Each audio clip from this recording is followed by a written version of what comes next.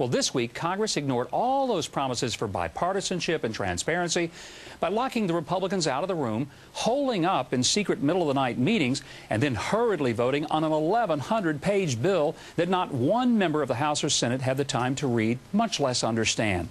And they were in such a hurry to get this passed, they didn't even have a name for it. So in the interest of public service, I'd like to offer a title for this massive spending bill: the Congressional Relief Action Program. What could be more appropriate than calling it what it is and what it's likely to be, and really helping to bring jobs other than the guaranteed employment for 35,000 lobbyists in Washington who will now be going crazy trying to find a way to get a chunk of the Congressional Relief Action Program money for their clients. And they'll surely find a way. They always do. But you can rest assured that Congress had you in mind when they passed this Congressional Relief Action Program. They knew that if you knew what this Congressional Relief Action Program had in it, you'd be ready to kick the Congressional Relief Action Program out of them. So they passed it before you or they could read it. Of course, when the people of this nation get tired of this Congressional Relief Action Program, they can do something about it. You can vote these guys out of office. We can vote them out of office. Unfortunately, I'm afraid more than just simply voting ourselves is required. Have you ever seen Braveheart? You know, the scene where Mel Gibson, William Wallace walks into the King of Scotland to be, what do they call him, the Nobles Council, and says, "I've traveled more days than I can count. And I need every soldier you can summons, even your servants, even yourselves." Remember that scene? Well, that's where we're at now. We don't need to pick up arms at this point, but this might be the last chance before we do, before that actually becomes a reality in this country. So I have a little more cheerier outlook than that. I know how to fix our problem. I know, Jim. What are you thinking? You crazy son of a gun. How could you possibly fix the problem? It's just real simple. Okay, it's not real simple. Well, actually, it is simple. It's simple. It's a two-part plan. Part one, do you know that they work for us, that if enough of us actually got together, we can make them do something unheard of? Shh. We can make them tell the truth. Our congressmen and our senators and our spokespeople and even our president lie to us all the time. And we all know that. We all accept that. Like, you know, so what? Big deal. The president, politician doesn't lie. You know, there's a reason they tell a joke about the two-pecker politician, okay? But the two-pecker politician exists because we allow it. We can vote them out, like Governor Huckabee just said. We literally can. And here's my plan, the two-party plan. Plan one is I intend to spend time traveling the country and going to where the people that don't tune in to news channels. There's a lot of people in this country that don't listen. They don't pay attention. They get their information about our country and all that's going on from 15 seconds worth of news on MSNBC or Fox News or whatever one source it is, from the websites, from their friends, from their girlfriends, from their boyfriends. I'm afraid many of our fellow Americans don't do much thinking for themselves about this. And I have to admit, who the hell wants to? It's about as exciting as watching Dirt Age. Unfortunately, it's something that if we all continue just to sit back and hope that things are going to turn out all right,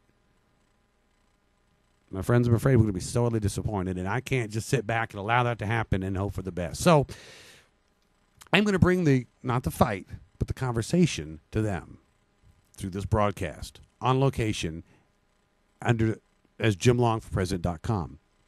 JimLongForPresident.com is obviously not a true political campaign, although, quite honestly, I would do a better job than some of the people running our country. Even when I made mistakes, they would be on trying to do what's right for we the people, because I am one of we the people. And you're one of we the people. And guess what? Little secret, guys and gals. If we all were to coalesce and actually get together, forget Democrat, Republican, black, white, woman, man, illegal. Well, actually, if you're illegal, you're illegal. It's a whole separate category. We'll talk about that another time.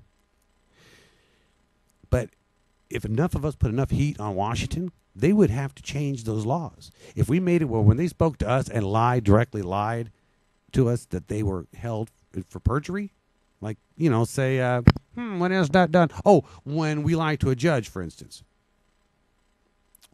That we could do that one-on-one, and it's perjury. We're in trouble for it. They could do that to us by the millions, and we elect them. Look at the 2008, before the 2008 election. Look at the approval ratings of Congress, the Senate especially. I think it was 9%. And yet we gave them more power. In other words, we promoted them. Yes, we hate you to death. You suck so bad. We 9% approval rating. But enough of us voted to give them more power. And I don't think that those are educated votes. I think that part one of my plan is to educate, is to take this program out into the public. We the people. Jim Long presents We the People. I'm going to bring my cameras to as many venues as I can, as often as I can, as big of venues as I can. And I'm going to give the American people that we hear so much, that they care about us so much on television all the time, I'm going to give you equal time. I'm going to give you the ability to actually let the people, the pinheads in Washington, actually know what the American people really think and feel. That's step one. That's going to be step two. It's something finite. Think about this for a minute. In 2010 is going to roll around, and we're going to have a midterm election. One of the midterms aren't as they normally don't get as much of a turnout as the presidential election does. This time it's got to be bigger. This time, not only do we all have to vote, we know we do. I'm suggesting and asking for and actively recruiting to target 5, count them, 1, 2, 3, 4, 5 senators, and go campaign in their states. 5 vulnerable senators, 5 bad actors, not just 5 at random. First 2 I've got targeted, Arlen Specter and Harry Reid. They got to go. They're disgraces. There's enough evidence, compelling evidence, I think I can easily show why they care more about their jobs and their own back pockets than they do the country. And if that's the case, then they're doing our country a disservice.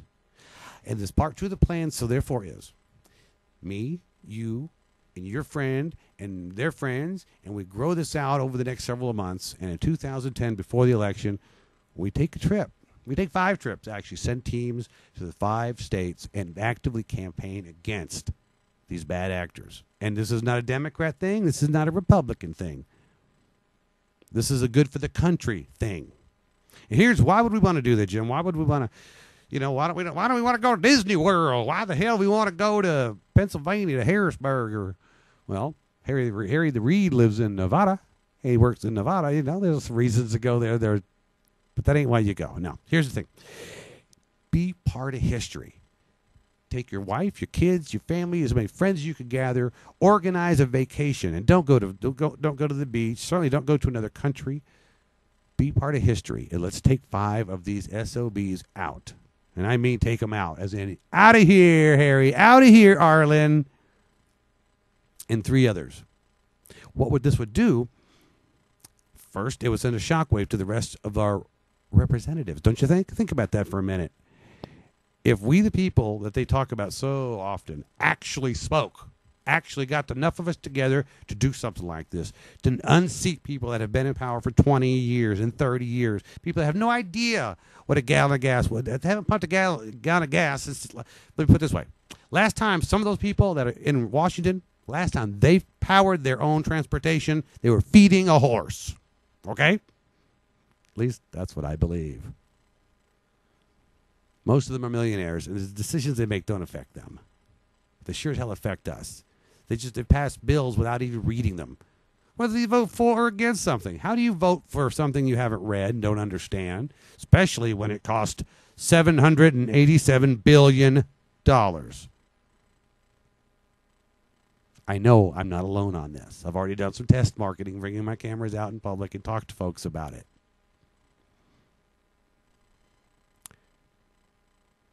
Save your money, plan the vacation, bring friends, bring your kids, and be part of history, and let's take back our country. Because, see, here's the problem. He has no firewall. There's a reason our government was set up the way it was, and now there is no firewall. Firewall, do I have to explain that? I mean, in other words, they can get through any legislation pretty much that they want.